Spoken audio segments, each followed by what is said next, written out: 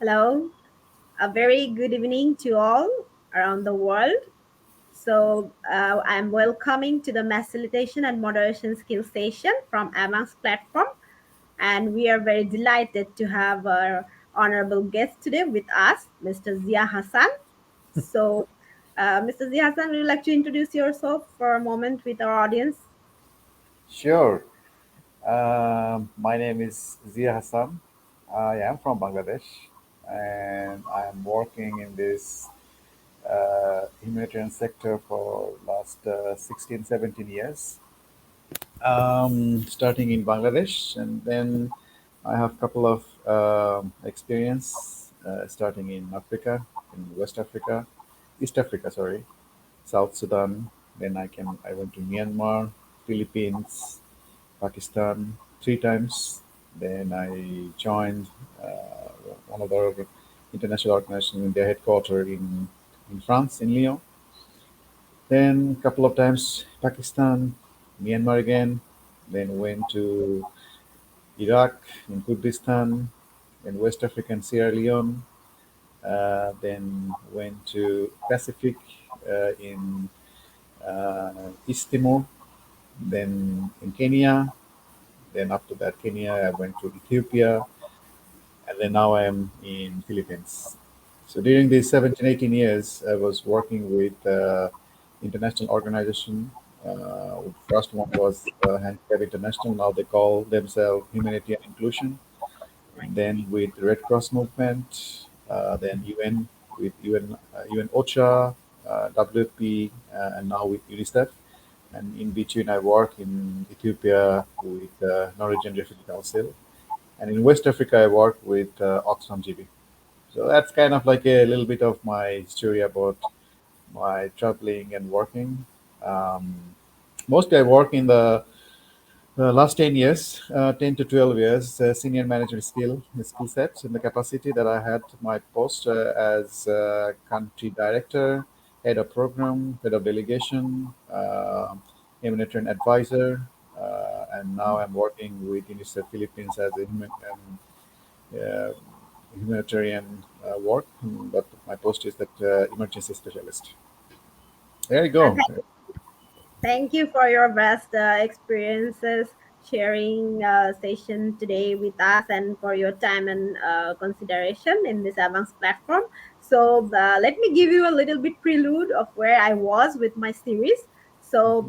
This facilitation and moderation skill building session was mainly planned by Avance platform to actually enhance the communication and collaboration skills of the development practitioners from different spheres, right, from starting from fresher to mid-level to senior management levels. So we actually divided out this facilitation skill sessions in four series. So today is the third session. So our very first session was actually focused on building the communication and report with the audience. So second day was actually focused on active listening, and today's session, we'll be focusing on the questioning techniques. So Mhm. I believe you have faced and applied your efficient questioning techniques throughout your career. And in this enriched career line, we will be focusing on different techniques, methods, and your mainly the cross-cultural experiences in our session. So we will follow this session mainly in English language because of our global exposure today.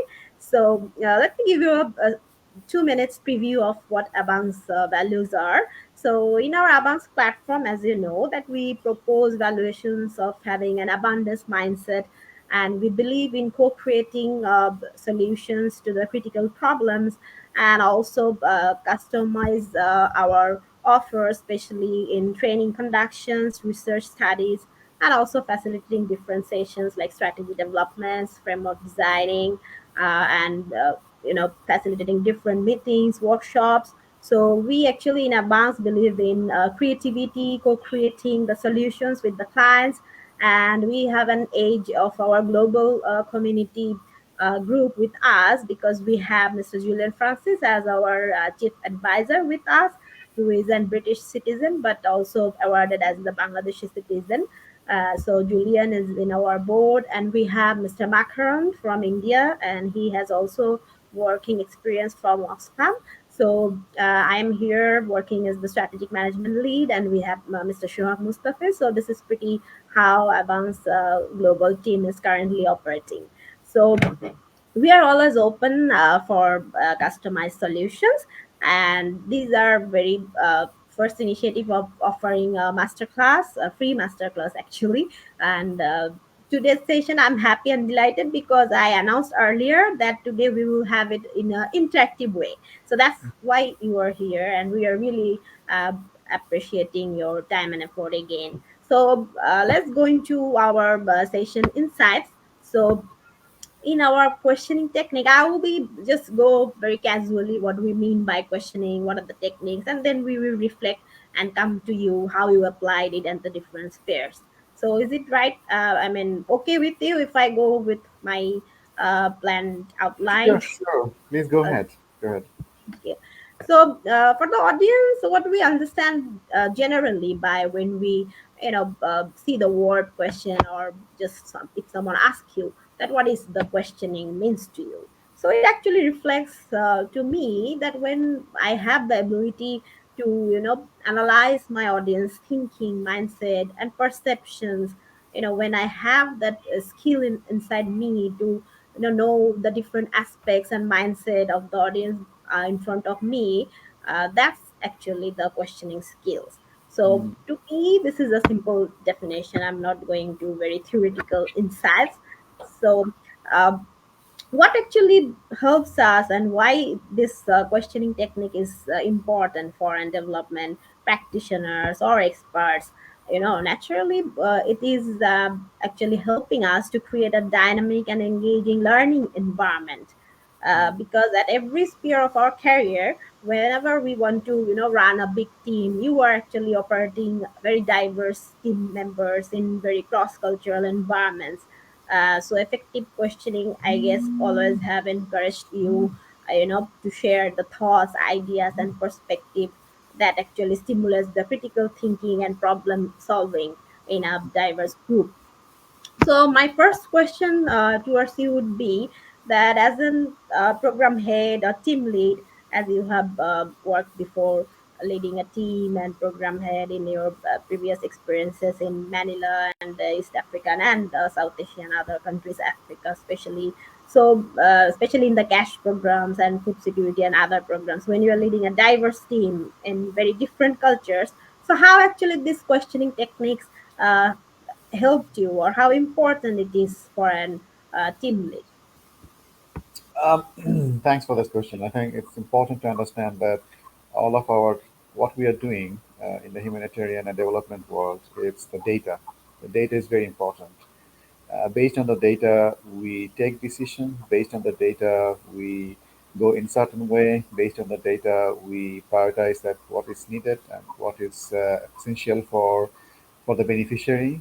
And based on the data as well, it also guides the organization, senior management, and the related individual in that organizations, that how they should think about the problem and how they should go about that problem. So it's a very important thing. But when you want to get the data, then you have to have that skill set where you have to ask a very important questions to know that what question you should ask so that uh, the answer can be the way that you want, the exact smart answer that you can get it from the ground and from the beneficiary or any other audience that you're targeting. So it's very essential. And as a senior team lead or when you are thinking about, we talk about think tank. So basically, the think tank is the senior management team and also senior other post holder when they are thinking about any critical job or critical activities. Basically, the questioning technique is very important so that first of all it will give you the deeper understanding about the topics that uh, where they get the comprehensive ideas in that one. First of all, that's very important because this is where you get most of the information, deeper understanding about the situation, the context, the problem, and that is the starting point of that technique. Uh, and then it's also helping and to facilitating uh, and the critical thinking about that specific subject, specific topics that you want to deal with it. So that's the second one. Um, and then also the technique itself and the method itself, it's a very open communication. So basically, what happened is that it's very open, and then people can come and give their opinion. It shouldn't be biased. It shouldn't be blocked. It shouldn't be pressed. It should be much more open, so that uh, all the audience that you are targeting, they can come with a free minds and give their thoughts, give their ideas. That's the environment you have to create when you're asking a question. This is very important. Um, Right. and another thing is that the way of asking questions, the technique itself should identify the challenges and opportunities through your questionnaire. So it's not like an open-ended questions, and people can ask and give you answer which doesn't have any substance behind it. But you have to have a certain techniques where you can get uh, the, the, the certain challenges and opportunities. You can get it from the answer, right? Uh, and then also you have to encourage people and also encourage your staff and friends, other people who are working with you or who are working side by side with you, that this technique is very important. This kind of question, how to ask these questions, is very important. So you can give them the freedom, at the same time confidence, and their growth can be also quite dividend if you are giving them that kind of platform. Mm-hmm. Last but not least is that engagement. The more and more you engage with the senior management, also to give them the platform and encourage them. And I think here basically the technique itself gets much more tightened because it's a free flowing sessions that you can organize, and then when they will go down to the field level or any other government officials or any other CSOs or partners, their way of talking to them will be much more natural. So that's how important it is, that how essential it is, and the senior management team definitely should be able to, the environment they can create so that the colleagues, they can ask questions, they can argue, they can have a idea that they can generate, they can propose, and that's how it should be. There the question and the technique itself is very important. That giving the freedom, giving the space where people can come up with their own ideas and thoughts. Absolutely. Thanks for reflecting so many important insights, and especially as you have mentioned about giving the free flow conversation with the team members and giving them a structured, flow to share their information from different level of spare, especially multi stakeholders like public sector, it can be private sector, and definitely the important part, which is beneficiary for whom we actually work and all our interventions are planned for. So, as you have emphasized, let us move to the next phase of the questioning thing, that is the different kinds of questioning techniques. And you have already mentioned in your sharing that the open minded questions. So, we know that as a facilitator, there are four kinds of mainly key questioning techniques that we generally follows. That is open-ended questions, probing questions, clarifying question, and Socratic questions. So today we will be, focusing on these four main questioning techniques, which is essential for and facilitators. There are some can argue with us that there are lots of other kind of questioning techniques for teachers, for scholars, or for researchers. So we know there are variety kinds of questioning techniques, but here we are focusing on for the facilitators. So let's focus on these four major questioning techniques. So the first one is open questioning method. What you have already mentioned, that when you are going to have a group discussion, in our version in Bangladesh, what we see mostly that are the freshers get into the focus group discussions and research activity, or when we do any assessment, scoping analysis, or even when the senior management, sits for a strategic review, or annual planning. then we, what you have mentioned, we focus on critical thinking or problem solving thing. So open questioning method actually, guided us towards a very structured, uh, the objectives, or guide us to the particular direction. What you have already mentioned, that when we have a objective of a session or conversation, we should have some structured open questions, which actually help us and which prevent us from going into irrelevant discussions. And there is a very famous method also, I would say tricks for the facilitators, which is parking lot method, to avoid some irrelevant discussions. I used it also in my several sessions, and I saw my master trainer that when people used to get into very deep conversation in open questioning method, they use the parking lot method. That, yeah, let's keep it in the parking lot method, and we will definitely address this later. So just a informal question to you: have you ever experienced using this parking lot method in your senior uh, management career level, or you just used it when you were fresher? Uh, Erika, I think the technique itself that you are saying is very classic. I think those are the four different techniques that we normally use.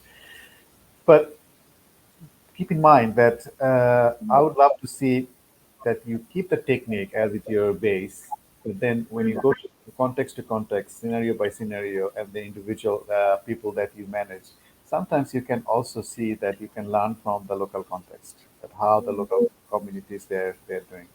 I give you example about in Bangladesh. I mean the four one that you're talking about, because what I found at Bangladesh, our master trainer, our senior humanitarian workers and practitioners, they're so skillful, and then also the our beneficiaries and also the general population, they already got so many questions, so many assessments they have faced.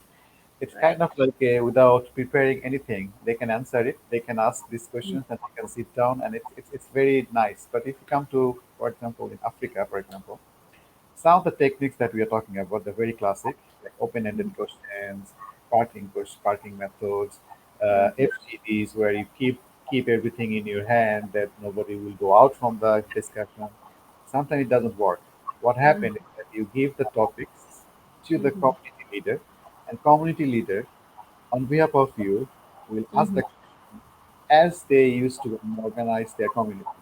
It's like the community leaders is the eldest person over there in East Africa, where I was working in South Sudan or Somalia and also Ethiopia. Basically, you yourself can go there into the community, but they will look at you as a foreigner, so they will not open up.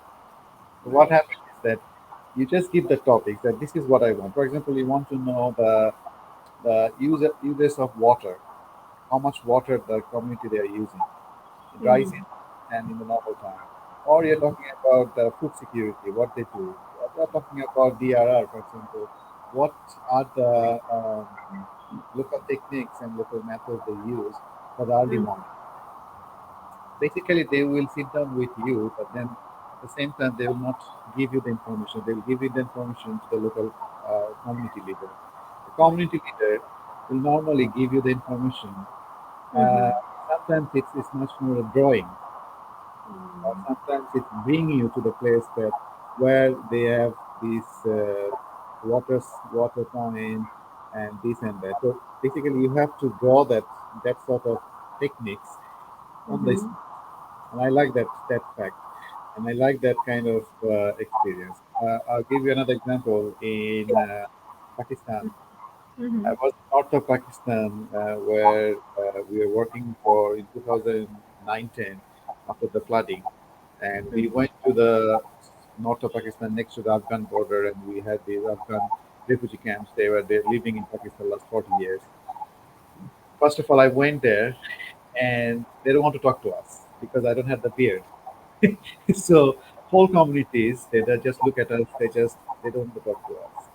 So what happened is that we have to find somebody who has the local, the kabli suits and everything they're wearing, the Afghani hats, and then beard that they have it. We have to pass the questionnaire to them. They went inside and they have this like a they have this community culture is that they are drinking teas together, very circle ways, and the Mm-hmm. question that they have to ask, it's not like a very loud process. It's very normal and very family ways that we are discussing. You have to ask that way. The same questions, if you want to ask the questions to to the girls, obviously you cannot, as a man, you cannot go to the Afghan inside the house. So the female of my colleague, obviously they cannot go into debate. What they have to do, they have to pass the questions to somebody who can transfer this question to the female inhabitants over there. And it's so difficult at some point because the question that you ask, the answer, because it's a technique that I was talking about. The technique itself is that you ask a question, you give a question to someone will transfer this question to someone, and then that person will answer it, and then the, the messenger will bring you the answer. All this way, your questions and answer can be going different ways. So if you ask a question about that, how many liters of water you are using, they will agree, they will come to you with the answer that we don't have rice. Yeah, but my question was that how much, how many liters of water you are using. So the technique itself, it's very important for sure. As a matter of fact, that is the base. You are absolutely right. If we have that in our head, the basic is right, and what happens is that when your basic is right, the four different techniques that you're talking about, that is absolutely correct, absolutely fine. But at the same time, we should be open enough to see that what local context is offering, so that you can adopt yourself.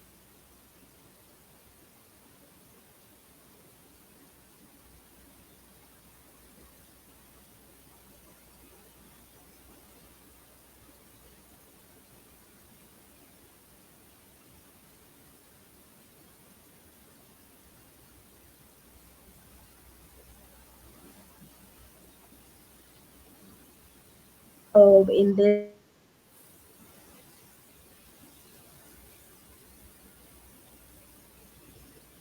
hello, can you hear me? Sorry for the little interruption. Problem. I can hear you now. Please go ahead. So, thank you again for sharing the different cross country experiences, and we really appreciate, and we actually eager to learn more about the African insights also. And I also face that sometimes when you're using interpreters, as you said, the questions main insights are gone, and very different kind of answers are.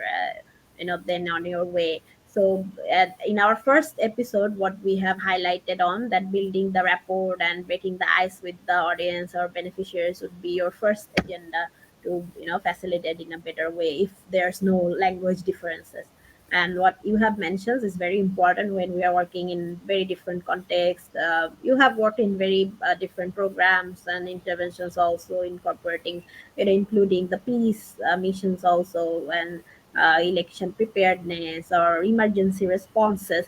So definitely, this humanitarian context is scarily different than our mainstream Bangladeshi context. So for the mid-level professionals who are now thinking to go ahead with their career in these different aspects of African or South Asian or East Africa or East South Asian, both, I mean, different kind of context. What is your suggestions that how they can develop, what will be their strategies to craft well questions which will guide them towards a particular direction, especially in this kind of fragile context or Yeah. diverse context? Yeah. Um, no, that's a very important question. I would love to see that quite a lot of Bangladeshis they will come up and they will have this experience. I think it's a very unique experience that you can have it and you can work in different contexts and different culture. But anyway, in general, what is important here that, as I said, your mindset should not be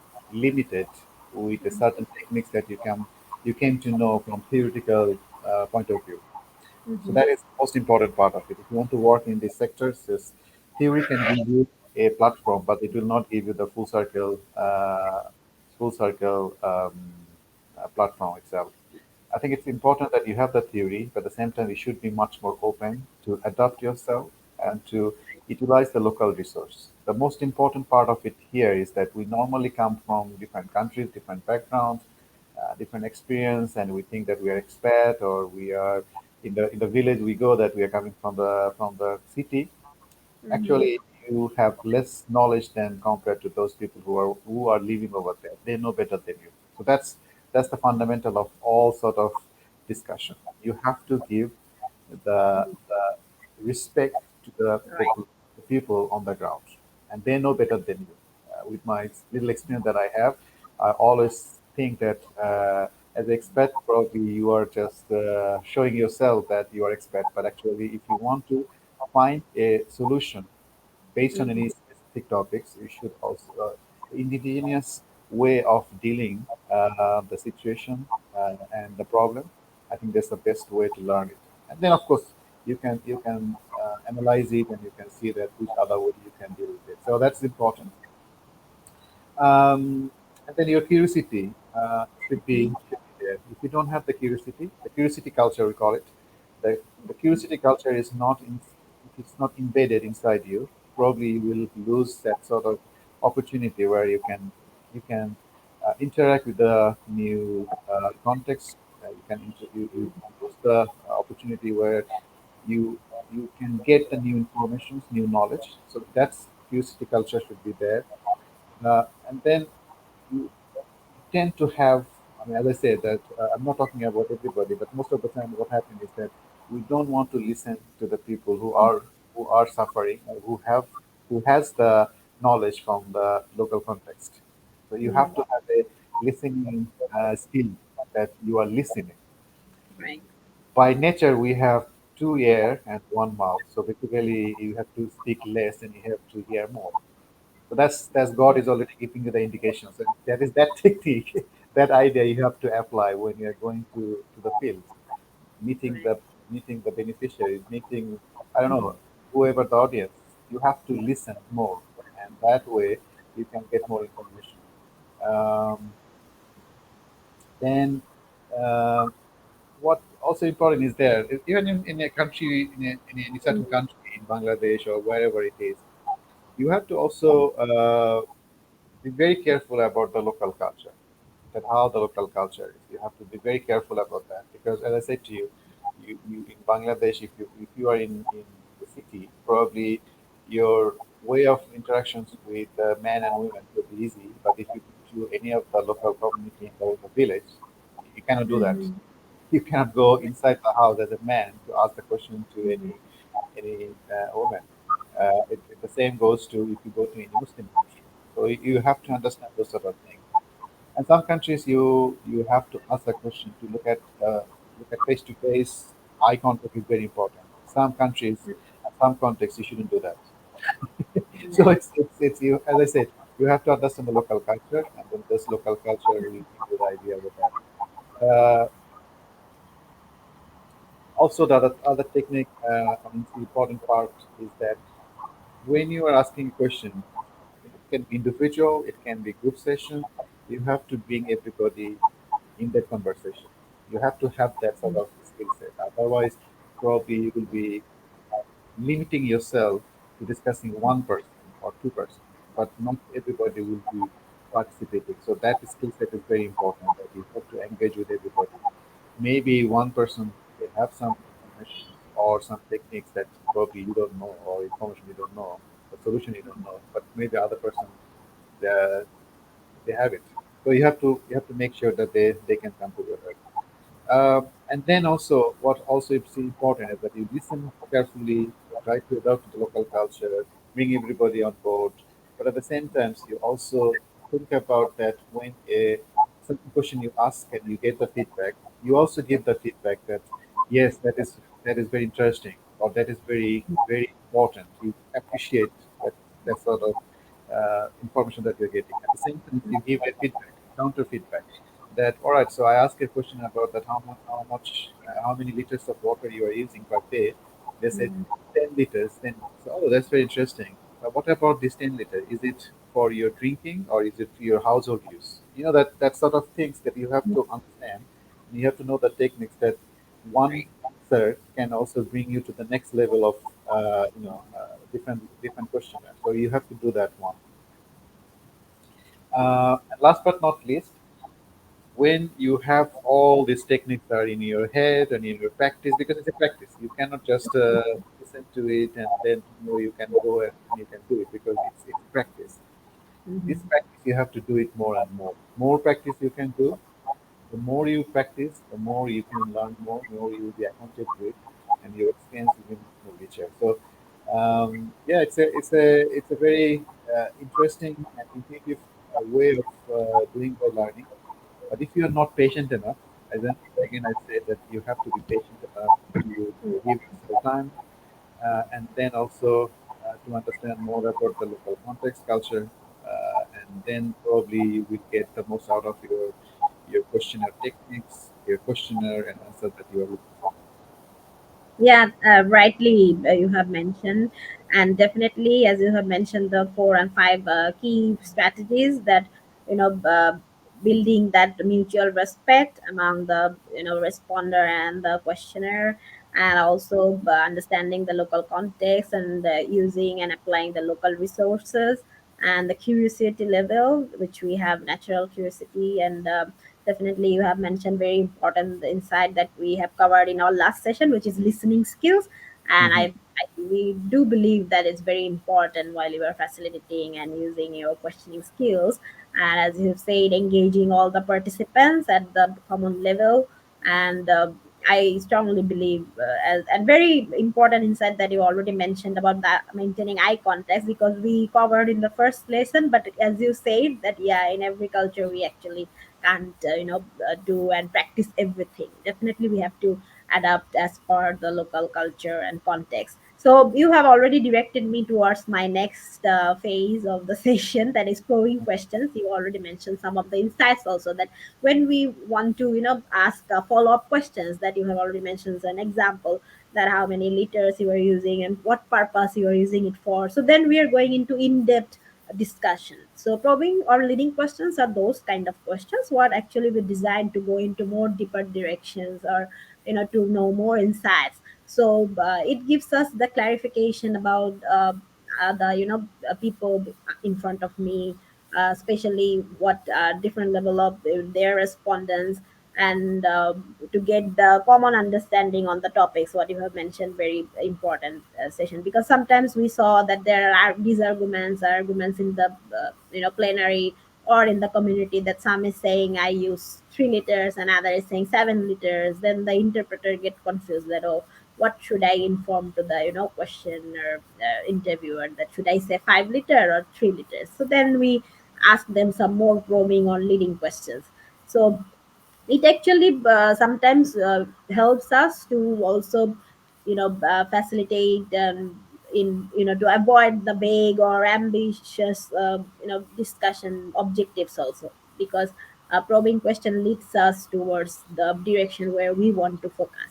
So you already mentioned about it, but my next area of interest from you to know was that what are the special suggestions for the mid-level or senior management, especially to develop this kind of probing or leading questions. You already covered that the respect level or local cultural understanding or curiosity level. So engagement of ensuring the engagement of the respondents. So besides this, do you think there is any kind of special technique that we should have to develop more leading questions or probing questions? Do we need to have more concept about the problem situations, or what will actually help us to Yeah. design leading questions?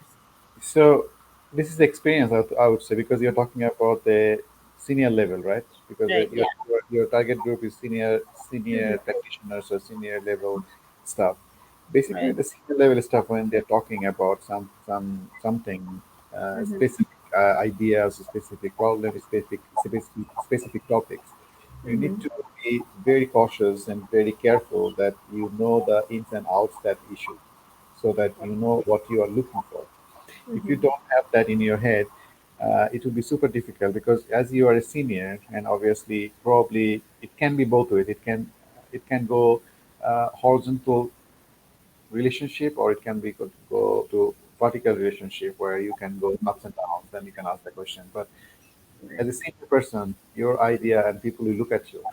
So you're when you are going to any meeting or when you're going to any sessions where you have to get out from that meeting or that discussion session some sort of information that will lead you to do something else, which is probably a concept, probably you develop strategy, probably develop a papers, probably guide your country mission in some direction.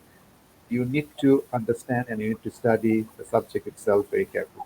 So that's the fundamental. You cannot just go there unprepared. Second thing is that you have to also study the audience and study the people that you're meeting. You just cannot go as a senior person because normally if I am in a senior role and I'm going to meet a, as I said, the horizontal meetings and vertical meetings, you go to in a government office and you are meeting a secretary or directors, obviously you cannot just go there and you can ask some questions. It doesn't make any sense. So you have to study that. You have to study who will be your audience or who will be the person that is participating in your Q&A session. So you have to prepare yourself. You have to be confident enough to handle that. I'm talking about a upstream questionnaire, upstream relationship, upstream, um, that your um, linkage. Normally, in my case, I can give you my example. So last couple of years, when I go to the upstream, it basically you make the talking point right away. Before you go there, you have the talking points. You have the summary of your subject. That's what you're talking about. And when you prepare the summary of your subject, because that is where your strength, you should not go there as a narrative. You should go there with a fact and figures, and basically data should be very much supporting you. If you go to meet a Ministry of Finance and Ministry of Planning, you have to know the fact and figures, the budget itself, the allocations per different departments, what are the problems in terms of budgeting, public financing.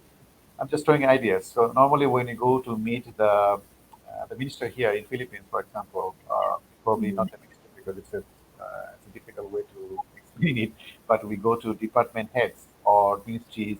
We call it secretary.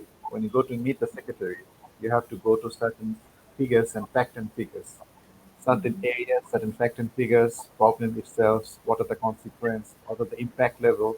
So all those data should be in your head, or you should write it down so that it can back you up. And then you can ask the questions that based on your based on the data that you got it from your website because it's a public domain where you can get all the data. Uh, what is your future plan and how and which we can contribute? You can see that the discussion is different level. But sometimes when you are facilitating and you are also asking your colleague whom you are managing and you're asking, giving them the idea that how they should facilitate, you have to also give them the idea that what can be done and how it can be done. And you can show them.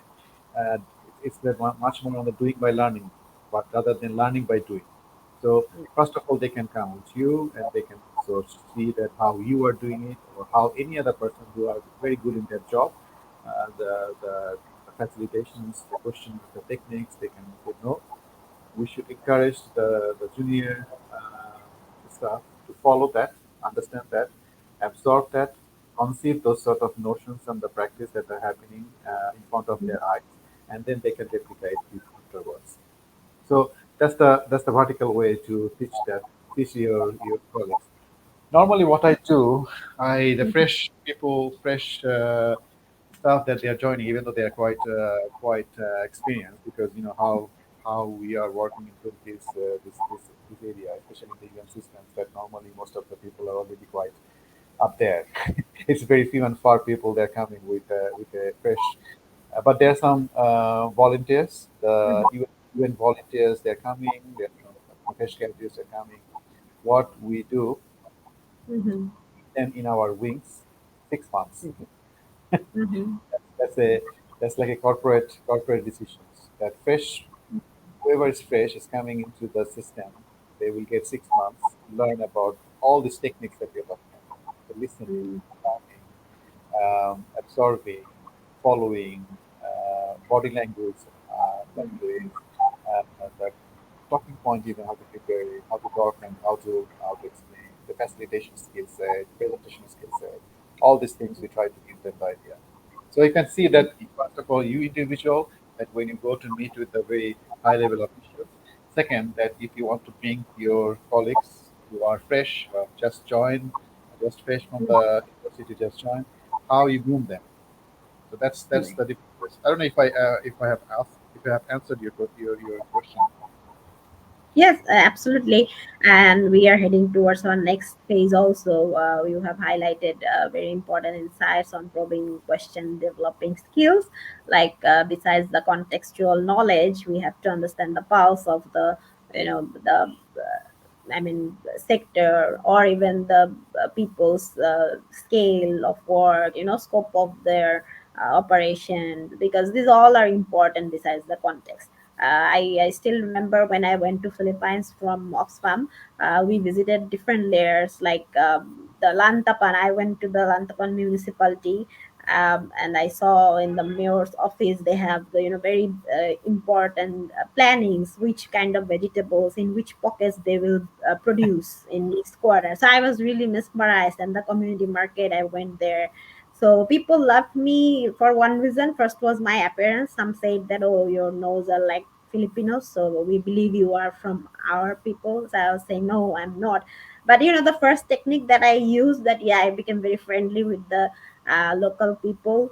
So that's why they were giving me more and more information than others. So when we were having, after the field visit, when we were sharing the learnings from the field and in the strategic tool designing workshop, I was really able to share very good insights from the field. So I was reflecting when you were sharing that the local contextual understanding and the rapport we actually have to emphasize, making with the local people wherever we visit, and obviously respecting their culture, valuing them.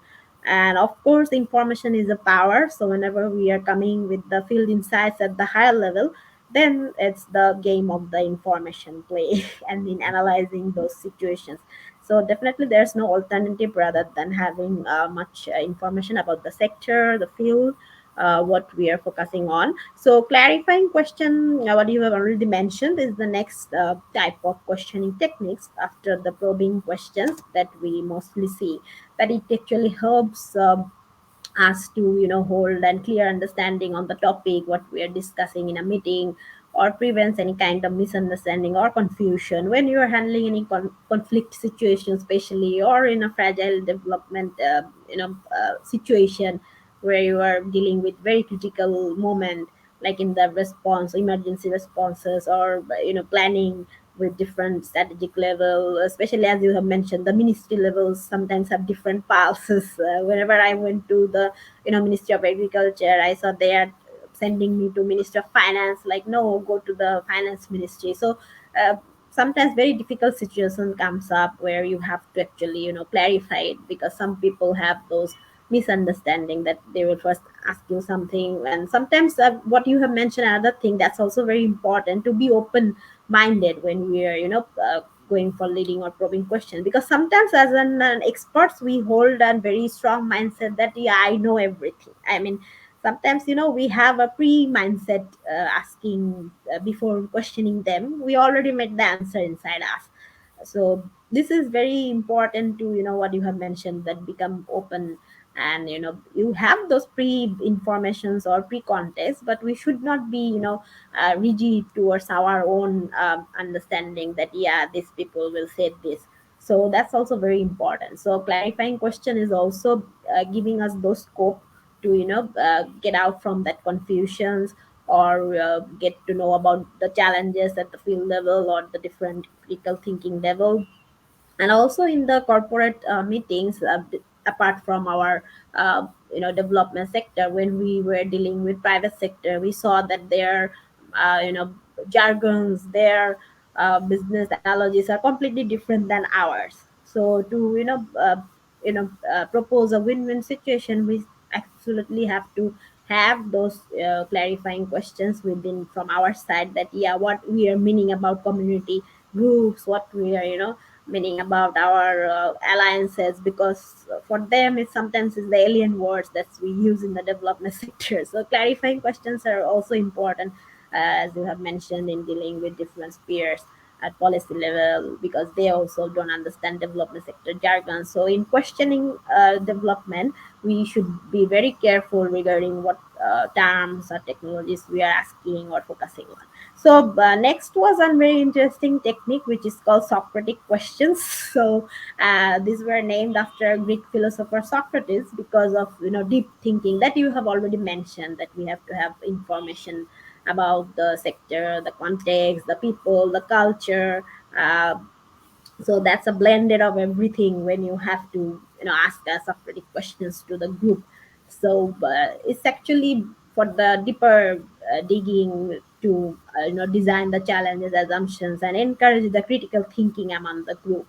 So my question to you is the next level, that for a facilitator, what kind of tools or methods? You have already mentioned some important insights to focus on. What should one facilitator have inside to develop good questions? But is there any tool or method that you have followed? I mean, I'm eager to know. Is there any theoretical tools, or we can use any methods to develop our skills?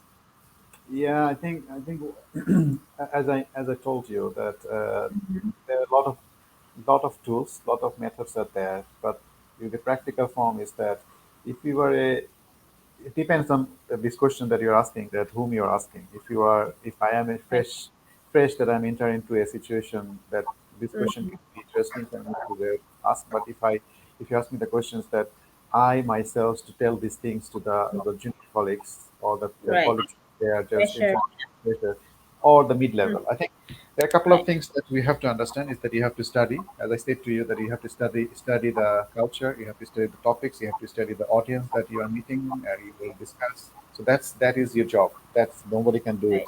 You have to study before you go there, and then the study. It's not that you just make it much more narrative. You have to have the fact and figures, and everything should be in your head so that the right time you can ask the right questions.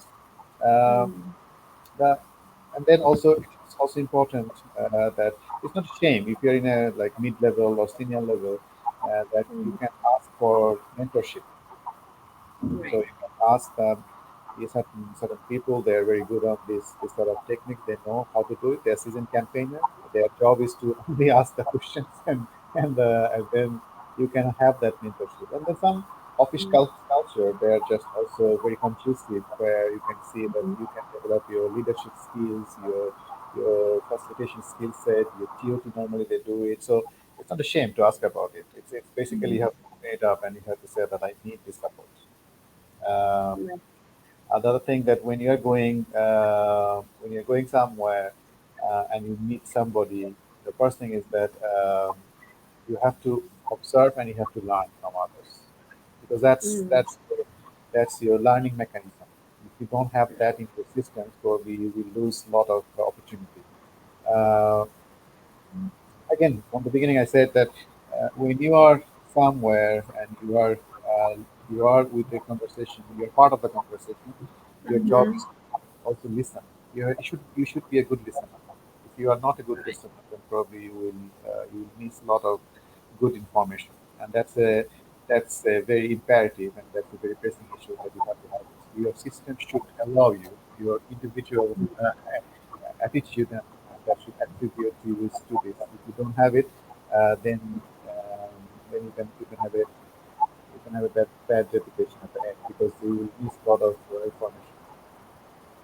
Right. Um, and last but not least is that every single time you have this experience where you are part of the team, or you're part of the like senior management team, or you are the senior manager, and you are Mm. also heading somewhere, and you organize a training, or somebody organize a training, or question of sessions, or an FGD, whatever it is. Mhm. Everything you are a part of. You try to understand more that what you learn from there, and then Mm. you also incorporate that in your systems, that I just learned little interesting things, that how to facilitate, how to ask questions, what techniques they use it.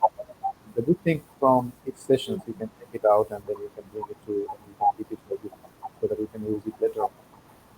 Right. So, to what extent actually, this facilitation skills contributed in your career growth? Because I do believe that you have very excellent facilitation skills to enhance your, career level. So, to what extent do you think it contributed? Because here our session is actually focused on facilitation skills building. So, from questioning, I'm going to the mass level that as an overall facilitation skills. I mean, how it actually aid you up.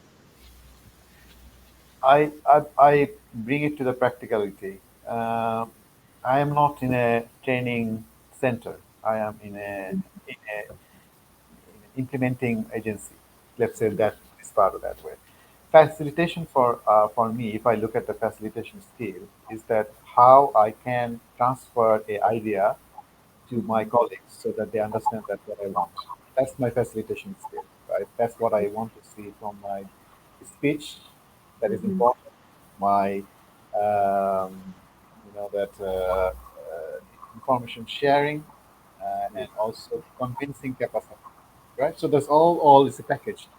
Mm, Not to say that you cannot get it when you're born.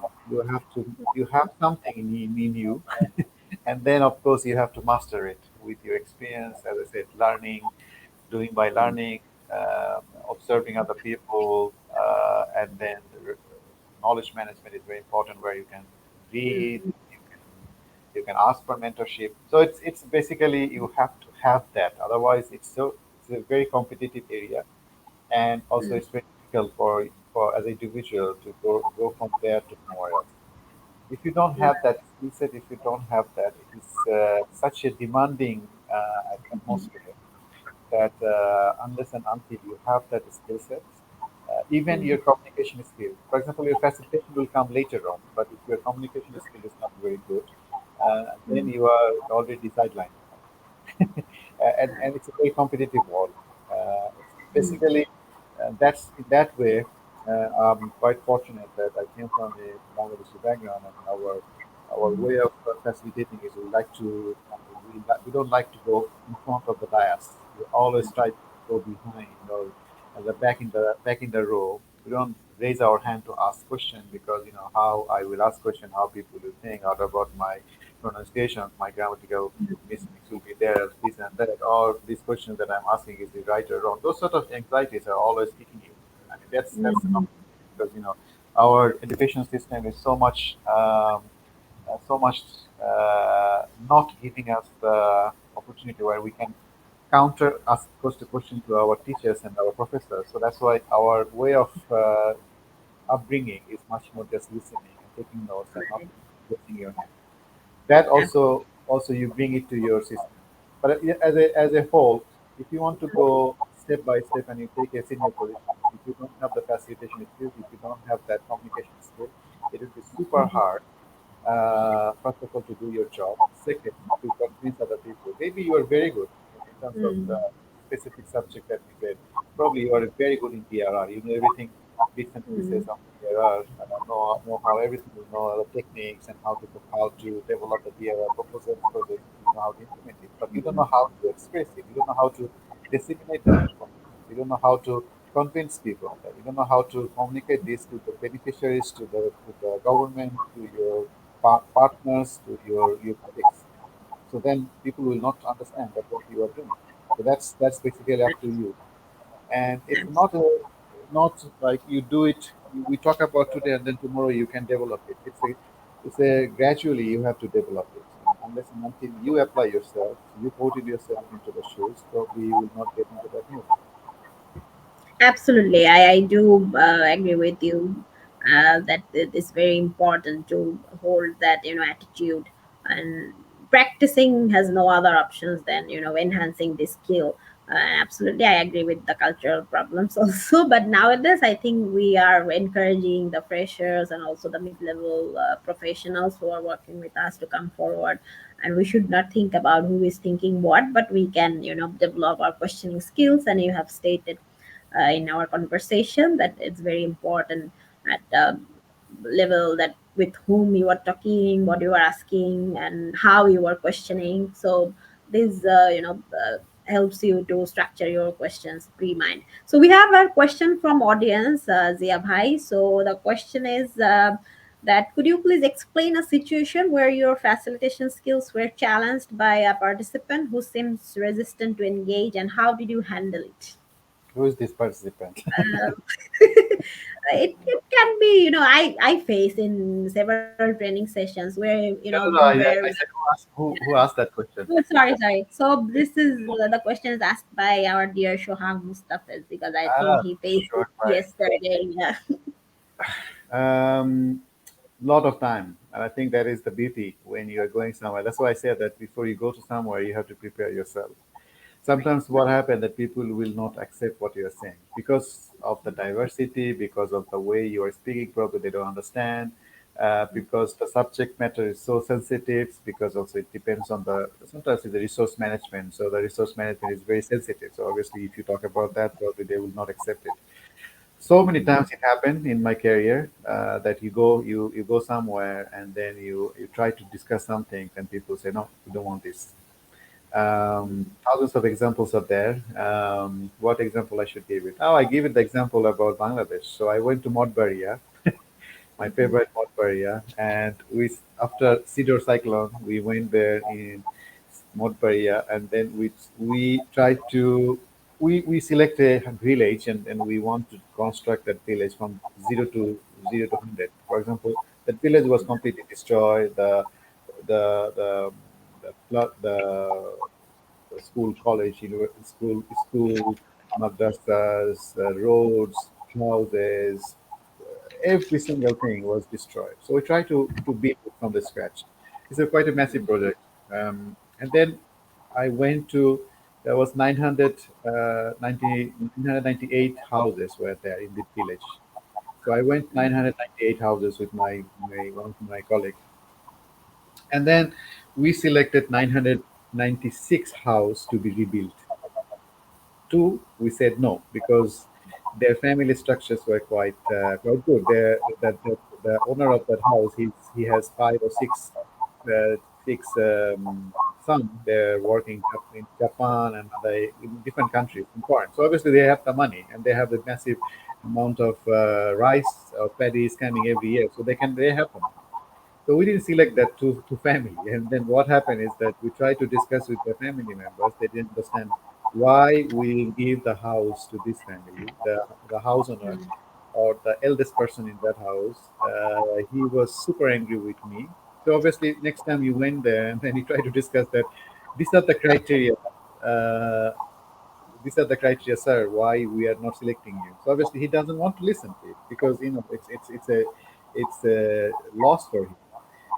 So second day, I went there again with my colleague. He didn't. He was so angry that he doesn't even want to talk to me and talk to my colleague. And he was threatening us that probably he will not accept any more anything in this village because he is kind of like a village leader. Third day, he went to the Modbury court where he filed a case against Handicap International against me because he said that it is discriminations and we are not. So obviously, when you file a case, it's not a joke, right? So you can see that the level of understanding, level of your communication, sometimes can be backfired. Uh, Nothing happened. We went to the chairman of that village, and then the chairman went to this guy explaining everything, and then obviously he went to the court, we drove the case against me and Gandhi International, and then we start to talk. And what happened at the end of our project in Modbury? This guy, this eldest person, used to bring food for me. So you can see that your conversation can be backfired. At the same time, sometimes it can bring you sweet memories. Right, yeah, but most of the time we have seen also that the resistant participants become your most loyal friend and listener, and at last it happens with us also in several experiences that who were very rigid in the discussion. but when you can negotiate or clarify him his confusions, then he or she became the most honest companion at the implementation we have also faced. So I'm just at the very age of our discussion, but I would like to highlight one little thing, that the four major components of skills that is related to the process of questioning technique that you have already mentioned somehow in your discussion, especially the speed, the voice, the pause, and the style. So I think these four components are very, not as per the facilitation guidance, also are very important and major components of the skill of questioning. Because if I want to relate with your experience, especially in Leon and France and in Sierra Leone and in Timor Leste, were it the same speed that you used with the interpreter, or in Ethiopia or Kenya? I mean, I'm eager to know about the African and the the other sides, Middle Eastern differences. Like, is it important actually to know that how you should speed up or the pause or style? I mean, does it actually diverse with this kind of country or location specific implementation? I mean, how was your experience? Um, I think the your interpersonal skill set is up Mm, to how to present yourself. So if you think about going somewhere and you're speaking super quick, now I haven't seen anywhere in the world where you go and then you speak very quickly and you don't look through somebody's eyes, then you are just mentioning something very bad, your pronunciation is very bad, and you're not paying attention or respecting that the other person. It doesn't work. Wherever it is, it can be in Bangladesh, it can be in USA, it can be in Timor Leste, it can be African, and very middle of nowhere. It doesn't work. What is important here is that when you are going somewhere and you want to bring some information from somewhere somehow, you need to be patient. You cannot be in hurry. You cannot show your watch all the time when you're taking your interviews. That's a very bad sign. You cannot just open your notebook and just closing it. Then you are looking for something else. No, you have to be patient. You have to give time. You have to be grounded, and you have to be much more be with the beneficiaries or whatever whoever it is whoever in front of you. Now, those texts that you're talking about, it's so fundamental for our in our right, job. It's not about only the beneficiary or the officials or anybody.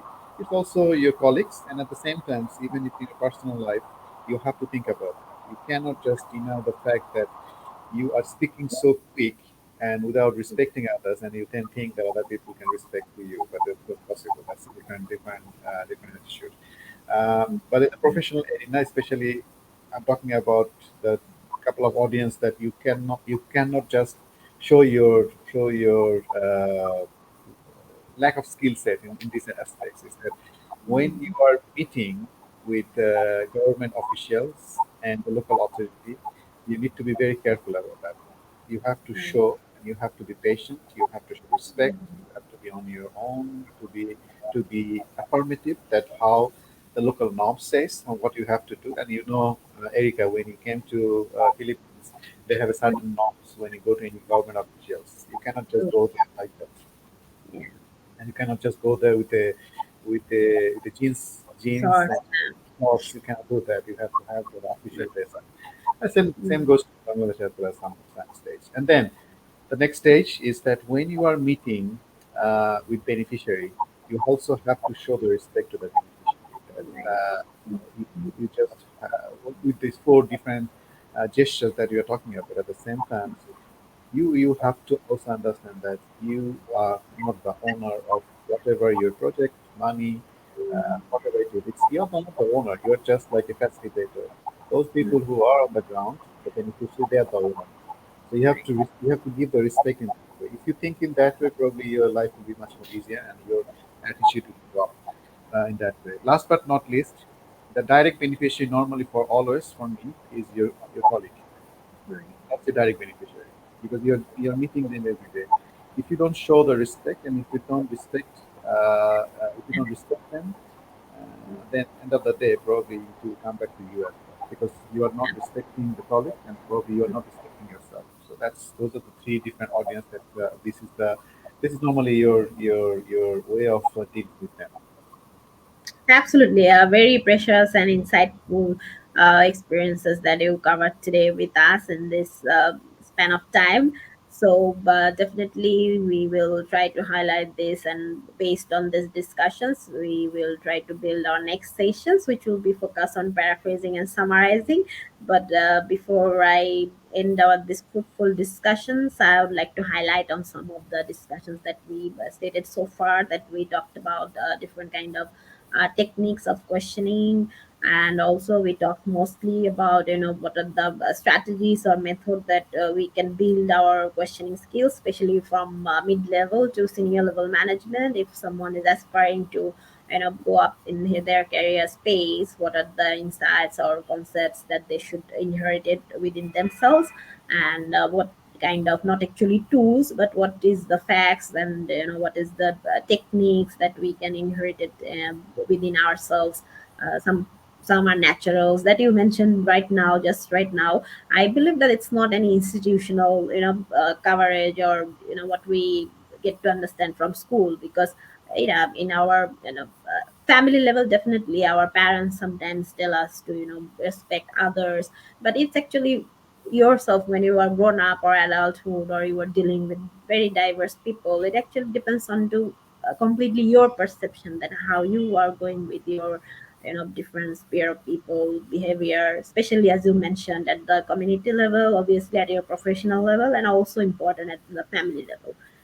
Because yeah, I always feel that my talking speed and delivery of the speech is sometimes very fast in my family level, which sometimes create issues. So yeah, that's very important that you mentioned at the last, that there are different sphere of life, so we should be careful, not only at the professional level, but definitely at the different levels dealing with the community. And I really, I was recalling when we were reflecting that going to be grounded, or very close to the people with whom we are talking about. So I just remember my very first intensive FGD with jute extractor, the women in Foritpur's Bhanga Upojala. We were sitting with them to get like around 89 questions answered. So that was a really ambitious task that we were given by our country director. So first we thought that it's really impossible that we can get this 89 questions from one go, with one-to-one discussion. But then I saw my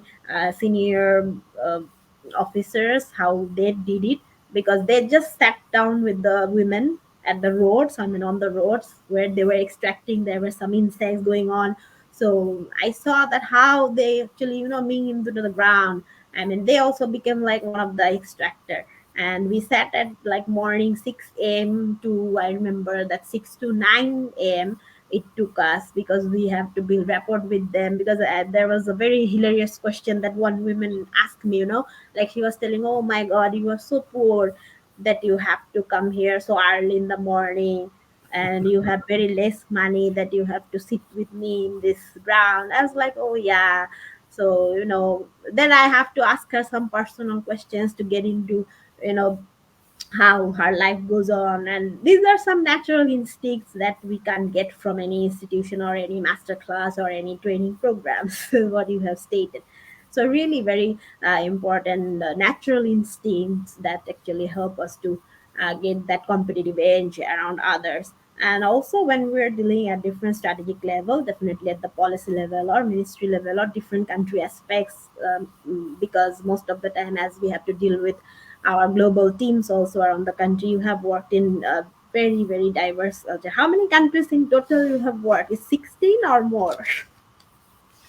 I don't know, 16, 17.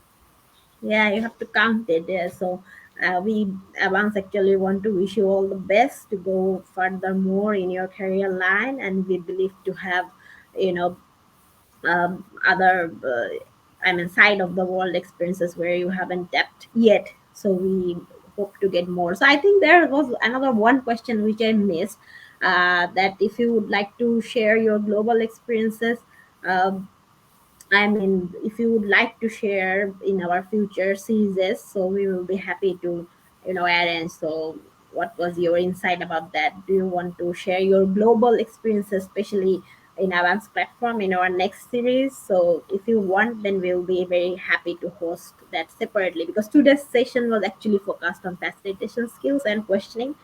So Mhm. we have actually, missed highlighting on your various and diverse working experience, especially from global insights. So what is your perception about that? Are you interested for further session with Avance? First of all, thank you very much for giving me the opportunity to talk to you and talk to Shohag. I think it's important that we should share this kind of information. So I'm not saying that Right. I am the master of everything, but it can be interesting that I share that you share something that we are discussing as certain issues. So that's very much like in line of my desire. I always like to do that. So thanks for that, giving me the platform. Absolutely wonderful. In future, I would propose in this way. I'm happy to Mhm. give you the insights, but it's very hard for me to talk about myself because it's not me. It's very hard on that sense. What is important that I generally believe and genuinely I think that we are.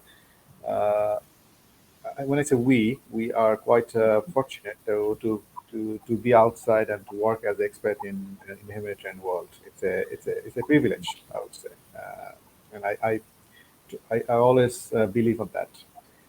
What I want to do, and I'm really happy to help you guys, is that the career growth and career plan. I want to work on that.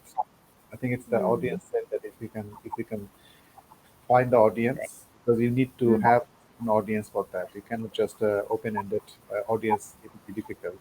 If you find some Right. audience, fresh Mhm. graduate, undergrad, or mid-level career already there, and they want to Mhm. learn to know that how this path can be open up, and they Mhm. can they can think about it because it's not a difficult path. Unless and until Right. you push for yourself, you cannot. So I want to share that experience. I want to give some tips. I want to give some know-how. I think that would be super interesting for me, uh, and that would be kind of like a sharing that how it can be done to come to the different world rather than sharing my experience solely that what I have done so far. It's yeah, I can do that, but it's not the content that would serve any good for anybody, right? So I just Mhm. propose you guys can design something like that with a certain group of people, and Mhm. I want to see that I can throw all the ideas, the notions, the techniques, the know-how, the tips, and then I want to see the Right. audience to ask me the question that how should I go about it? I have worked in 5 years in these sectors, and I want to do this, and I want to do there. How and which way I can do it. I think, Erika, you know that normally me and you, we talk about it, right? Whenever we have the chance that this is how we should develop. And I want to see more and Mhm. more people should come out and have that experience that I'm having. Absolutely. It's absolutely Wonderful. wonderful. Wonderful, mind blowing, and really a big congratulations to you on building a very global career, which actually encourages us.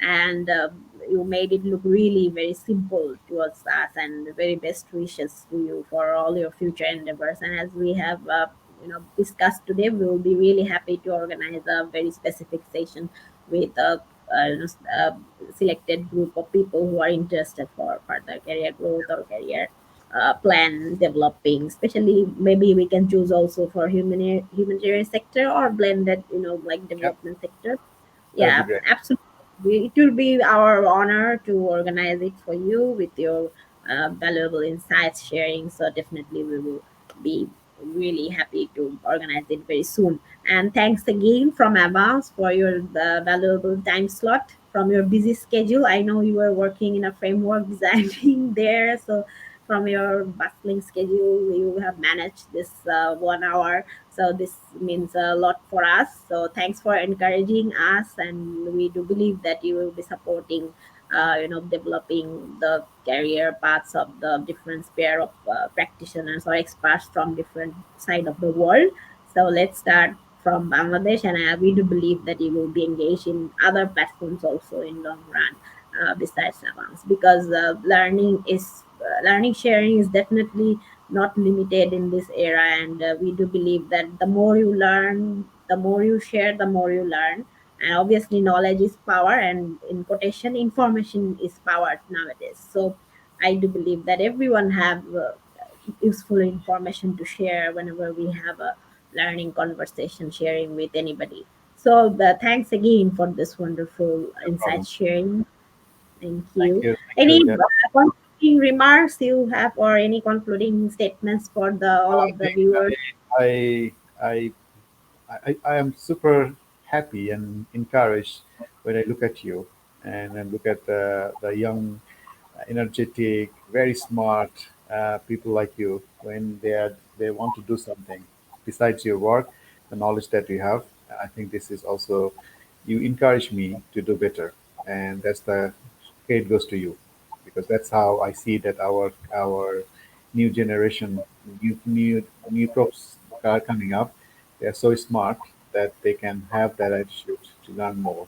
And you can see right now yourself that where you are right now. I'm super happy to see that. You guys are encouraging us who are working outside do better. And thanks for that. And thanks for giving me the opportunity on this platform. And hope to talk to you soon. Thank you for being so generous and humble always. It actually, helps me also to learn from you how to be humble and to become more strong. And especially the listening skill of mine is very poor. So I do believe whenever I meet you or discuss with you, I try to focus more on, show how you have enhanced your leadership qualities, especially using your techniques. So yeah, I think it's a vice versa thing. So definitely our discussions will go on and on, and we would eagerly looking forward for the next session. So thank you to all the viewers today from Abunx platform, and we would like to highly appreciate Mr. Zia Hassan once again, who is currently working in UNICEF as the emergency expert. So I said earlier that today's session was not actually focused on his glorious global career, but we do believe that we will actually come up with another exciting session, especially focusing on career growth and career planning with Mr. Zia Hassan soon. Thank you, and Thank you. very good night to all around the world. So hope to catch you all again. Thank you Thank so you. much. Bye. Bye Good bye. night.